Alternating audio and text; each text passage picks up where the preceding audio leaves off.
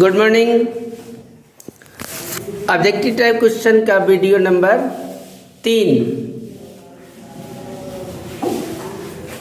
पहला क्वेश्चन है 0.7 उस पर रेकरिंग दिया हुआ है और इसे जो है P/Q के रूप में लिखना है। इसे जो है P/Q के रूप में लिखना है। P/Q के रूप में, ठीक है, रूप में लिखना है, ठीक है। तो देखिए,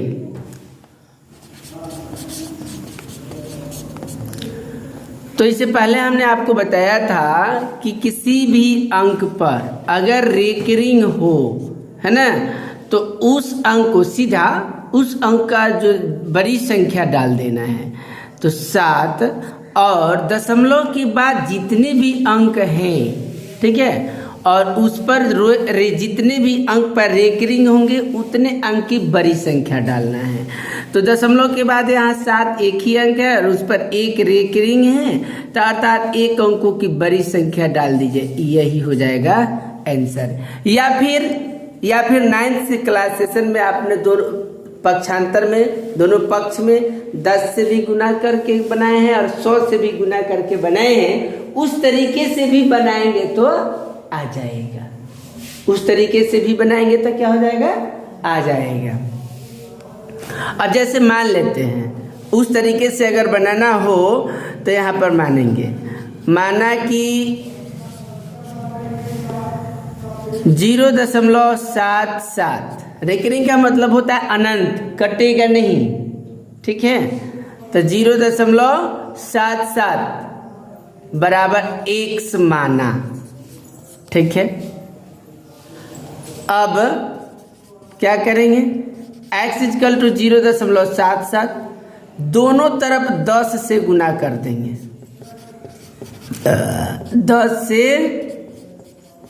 गुना करने पर, ठीक है, तो 10 में 1 से गुना कीजिए 10x, इसमें जो है अगर आप गुना करेंगे तो 7.7 आएगा। तो यहाँ डाल दीजिए 10x इक्वल टू, है ना, कितना 7 प्लस 0.7, ठीक है। अब यहाँ जाएगा 10x बराबर 7, इस पूरे का मान हमने क्या माना, x डाल दीजिए। अब पक्षांतर कर दीजिए, 10x को माइनस इधर कर दीजिए, इधर 7 हो जाएगा। तो 9x बराबर कितना हो गया 7, x बराबर कितना हो गया 7/9। देखिए सेम आंसर आ गया, सेम आंसर आ गया, आया ना, सेम आंसर आ गया, ओके। इस तरीके से आप P/Q के रूप में दोनों विधि से निकाल सकते हैं, पर यह थोड़ा लंबा विधि है ना, इसलिए आप उस तरीके से निकाल सकते हैं। निम्न संख्याओं में कौन सा अभाज्य संख्या है? तो आपको मालूम है कि अभाज्य संख्या वैसी संख्या होती है जो 1 से कटे, अन्यथा अपने ही अंक से कटे विभाजित करने पर, है ना। तो 91 को अगर आप विभाजित कर रहे हैं तो सीधे देख लीजिए 7 से भी डिवाइड हो जाएगा, 13 से भी होगा ना, तो इसलिए यह अभाज्य संख्या नहीं है। 213 है ना, 3 से ही कट जा रहे हैं, 3 से कट रहे हैं, है ना, अर्थात यह भी क्या है, अभाज्य संख्या नहीं है।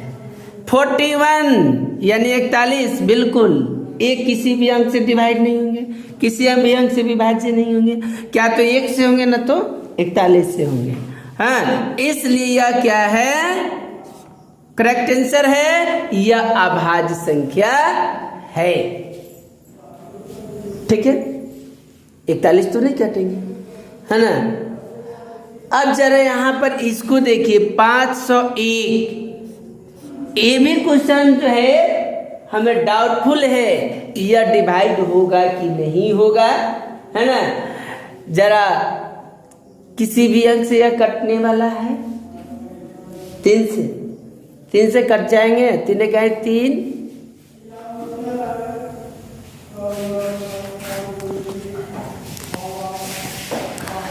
3 एक 3, 2 0, 3 6 18 कट जा रहा है 3 से डिवाइड हो जा रहा है, बिल्कुल करेक्ट। अर्थात ए भी नहीं है, यानी कौन? सी नंबर करेक्ट आंसर है। अब आइए 8 के पावर 0, 2 के पावर 0, तो 8 के पावर 0 यानी किसी भी अंक के ऊपर 0 पर जाएगा तो उसका मान 1, किसी भी अंक के पावर पर 0 पर जाएगा उसका मान 1 गुना 1 बराबर 1। ओके, दो लगातार सम संख्याओं का मौसा, दो लगातार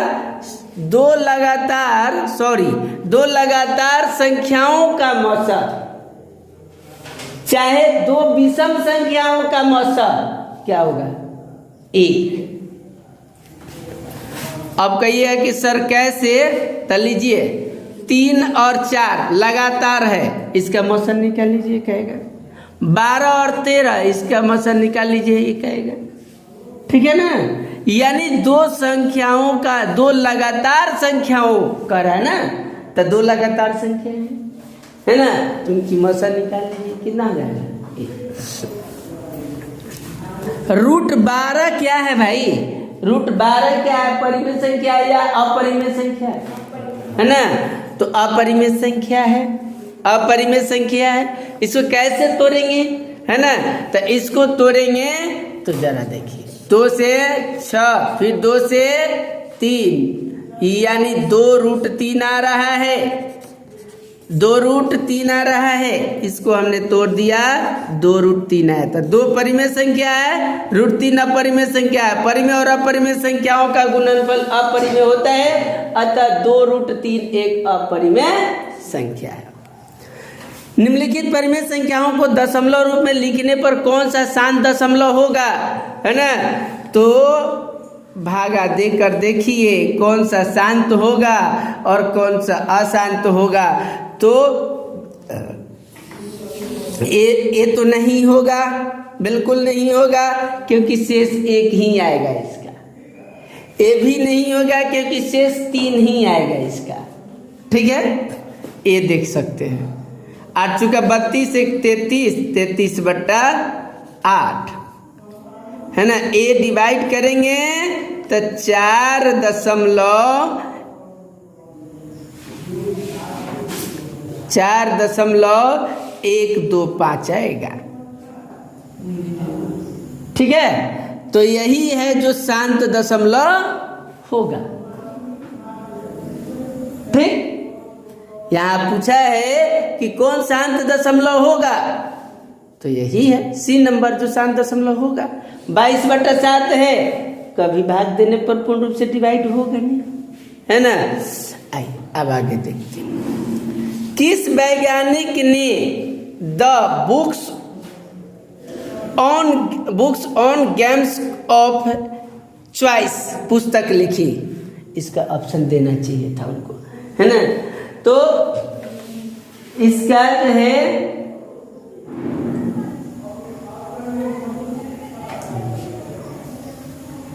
इसमें ऑप्शन में है क्या? अच्छा हम डायरेक्ट आंसर दे देते हैं, ठीक है। जे कार्डन किस गणितज्ञ ने the books on games of choice पुस्तक लिखी? तो इसका आंसर सीधे जाएगा क्या? हम बिल्कुल आंसर ही दे रहे हैं, आप लोग याद रखेंगे क्या? जे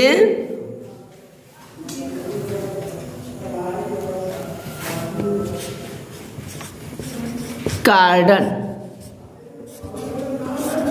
ठीक है, जेम्स कार्डन या जे कार्डन, ठीक है।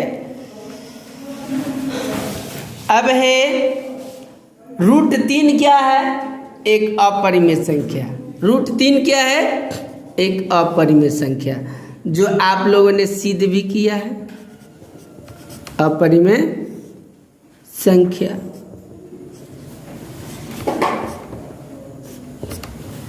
ठीक है।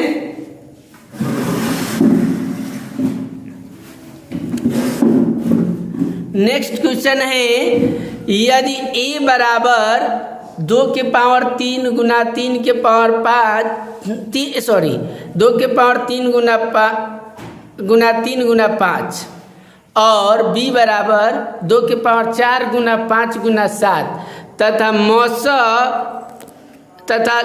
तथा लसा AB होगा।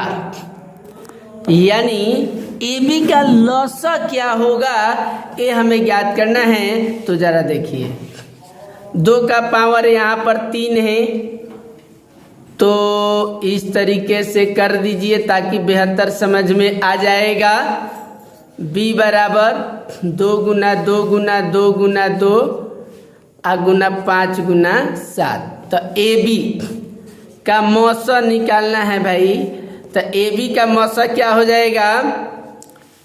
AB का मौसा A दोनों देख लो 1, तो 1 A दोनों मिला 1, फिर A दोनों मिला 1। अब यहाँ पर जो नहीं मिलेगा वो भी, आज जो मिलेगा वो भी, यानी जो मिल गया वो तो लिखा गया। अब जो नहीं मिला उसको लिख दीजिए गुना 2 गुना 3 3। उसके बाद में 5 भी मिल रहे हैं तो एक 5 दे दीजिए। उसके बाद 7 नहीं मिल रहे हैं, 7 दे दीजिए। अब इसको जो है गुना कर दीजिए।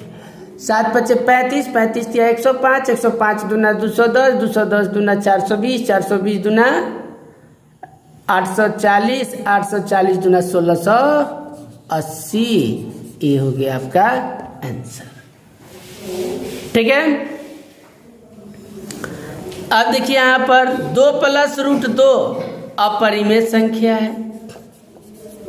अपरिमेय संख्या है जो आपने पहले ही पढ़ा है कि परिमेय संख्या और अपरिमेय संख्या का योग क्या होता है? अपरिमेय।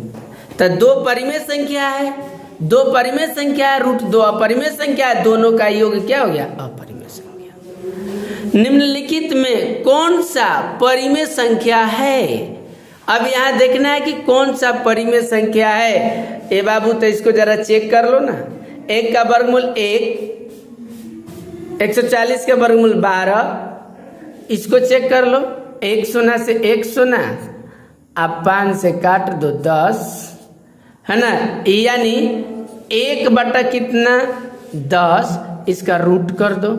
तो 1 का वर्गमूल 1 और √10, तो ये तो अपरिमेय संख्या हो गया। तो इसमें कहा है कि कौन परिमेय संख्या है, तो हमें तो ये सही लग रहा है, पर इस सबको भी चेक कर लीजिए। इस सबको चेक कर लीजिए तो √32 को तोड़ लीजिए। तो जब 32 को तोड़िएगा तो 2 गुना 2 गुना 2 गुना 2 गुना 2 5 को आएगा, इसका रूट कर दीजिए। इसको जब आप रूट करेंगे तो 1 2 यानी 2 √2 अपरिमेय संख्या हो गया। और ये परिमेय संख्या और अपरिमेय संख्या का योग है तो अपरिमेय होगा ही। अर्थात D नहीं होगा, C नहीं होगा, B नहीं होगा, A होगा, है ना। जो 1/12 है, 1 का वर्गमूल 1, 144 का वर्गमूल 12, अर्थात यह P/Q के रूप में लिखा जा सकता है। यह परिमेय संख्या है। ओके, मुझे आशा है कि आप लोगों को बेहतर समझ में आया होगा। Thank you.